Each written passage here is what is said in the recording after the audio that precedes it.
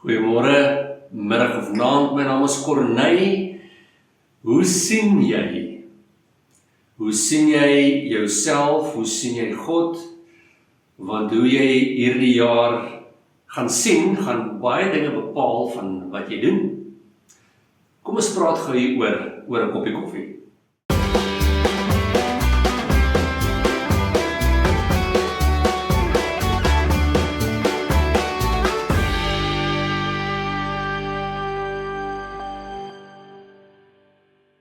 Ek het vandag hier so pragtige koppie weer en sy piering wat saam met hom gaan. Hulle binnekante. En hoe jy na hierdie koppie kyk, bepaal 'n paar dinge. Dit bepaal wat se waarde jy aan hierdie koppie toeëien. Dit bepaal op grond daarvan hoe jy hierdie koppie hanteer. Dit bepaal waarvoor jy hierdie koppie gebruik. Dit bepaal die vreugde wat hierdie koppie vir jou gee. As jy byvoorbeeld hierdie koppie kyk en dink, is oulik, maar dit lyk net anders as my gewone koppie wat sê World's Greatest Dad en wat ek elke oggend my koffie uitdrink, dan gaan jy hom soortgelyk hanteer en dis wat dit gaan wees. Hierdie koppie het 'n tekenkie agterop wat vir jou sê dat hierdie koppie is oorgetrek of gedeeltelik oorgetrek minstens met 22 karat goud. Dit maak ewe skielik dat jy, in die eerste plek dit glo of nie glo nie. En dit maak ook dat jy dan hierdie ding dalk 'n bietjie anders hanteer as wat jy sou gedoen het as jy dit nie geweet het of nie geglo het nie. Wat beteken hierdie koppie bly op 'n ander plek as my oggendkoffiebeker. En ek gebruik hom wel. Maar as 'n bietjie meer aandag, ek sien hierdie koppie anderste. So ek wil vir jou vandag vra, hoe sien jy? En hoe sien jy God?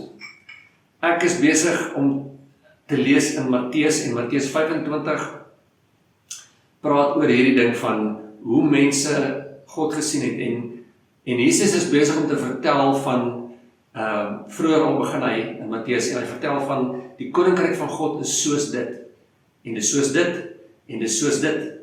En in Matteus 25 vertel hy twee gelykenisse van die maagde wat wys is en dwaas is en die maagde wat wys is voorberei met ekstra olie en die wat nie is nie, het nie ekstra olie nie.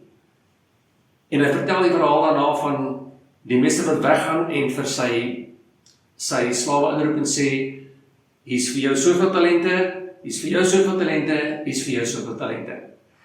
En die interessantheid van die storie op hoe jy kyk is wat hulle sê as hy terugkom en hoe die mense reageer op wat hulle gedink het en gesien het van die meester.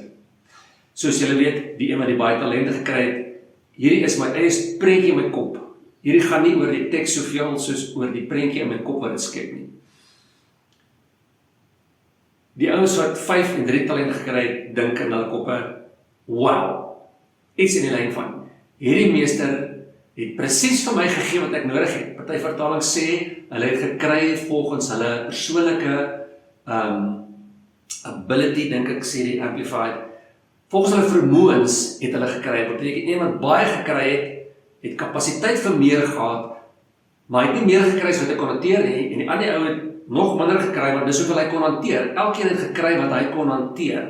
Die meester was reg en regverdig en het elkeen geken en geweet wat elkeen kan hanteer en dit vir hom gegee. En die ouens wat baie gehad het dan gekyk en gedink, wow, die meester het vir my gegee presies wat ek kan hanteer. Ek gaan iets hiermee gaan doen en ek kan nie wag as hy terugkom om te sien hoe dit gaan wees nie. En ek wil hê moet die ingesteldheid sien, nie net van wat hulle dink aan daai oomblik nie, maar van hoe dit jou lewe beïnvloed as gevolg van wat jy sien. Dink die opgewondenheid van hoe daai ou lewe om te dink, dis presies wat ek nodig het. En ek het die volheid gekry van wat ek kan hanteer en ek kan nie wag om te sien wat my meester se reaksie gaan wees as hy kom kyk wat ek hiermee gedoen het nie. Dink hoe pak jy die lewe aan met daai gedagtegang in vergelyking met die ou wat min gekry het, want dan kyk en dink, ek ken hierdie baas van my, ek weet dis 'n moeilike man. Ek weet hy vat wat hy nie gee nie, hy's onregverdig en daai dinge. So iets wat ek gaan doen, Ek kan nie sê ek het nie 'n baas nie, so ek gaan maar net die geldjies bære. As hy terugkom, dan gaan ek vir my die goedjies gee. Hoeveel mense ken jy, en dalk is jy so iemand, wat na God kyk en dink, miskien is hy nie, wie weet. Kom ons doen maar ietsie net vir ongeval en dalk daar. As ek kan van hom sê, ek het probeer. Dink hoe pak jy die lewe aan? As jy die ding het van, wel, ek weet nie of hy daar is of eers daar is nie, maak nie saak nie, en by die God wat ek raak sien, is, party ons sien hom raak as boos. Ek was een keer saam met 'n man op 'n golfbaan wat gesê het, God lag homself weer dood vandag, vir die mense wat hy doodmaak met sy tsunami.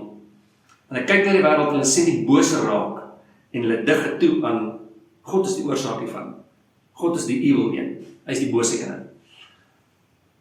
Dis hoe hulle God sien, en dink hoe pak iemand die lewe aan wat God sien as, of, nie eers noodwendig die bose een, maar soos in, maak nie regtig saak nie, jy sien nie die waarde van God nie, jy sien nie die goeie gewer wat vir jou gegee het, presies wat jy kan hanteer nie.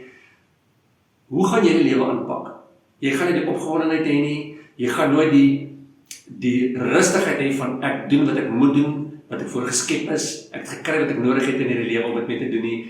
Daar's niks van daai nie, daar's 'n opgewondenheid van ek verwag, wow, op die einde hiervan, of wat jy ook al verwag, maar dit is 'n goeie verwagting, as jy God reg raak sien. Ek weet nie eers hoe dit moet wees om God nie so te sien nie, maar ek kan nie dink, as jy nie 'n goeie prentjie het, is daar 'n goeie verwagting van die einde nie. Jy hoop, klink vir my op die beste, dat hy sal dalk ietsie nice sê, want jy het dan ietsie gebære, jy weet.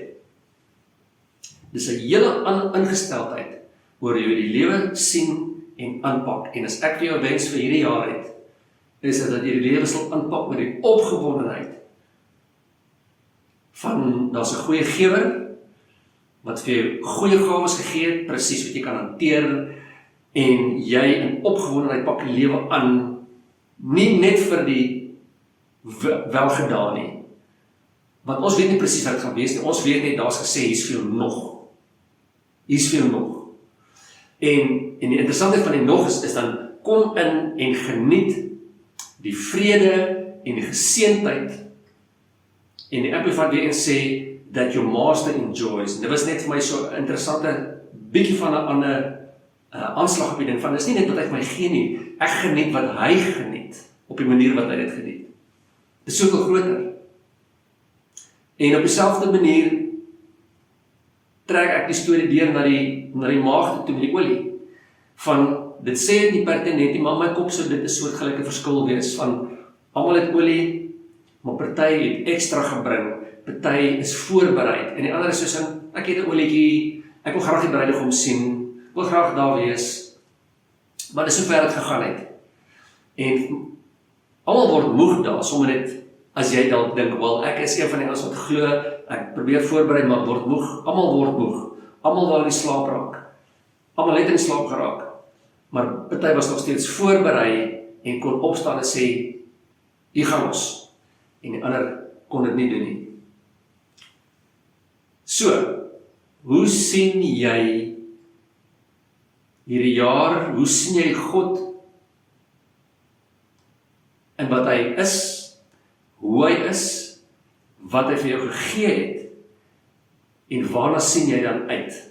Met wat se opgewondenheid pak jy die jaar aan om te hoor welgedaan? En hierdie is nie 'n verdienste vir jou redding nie.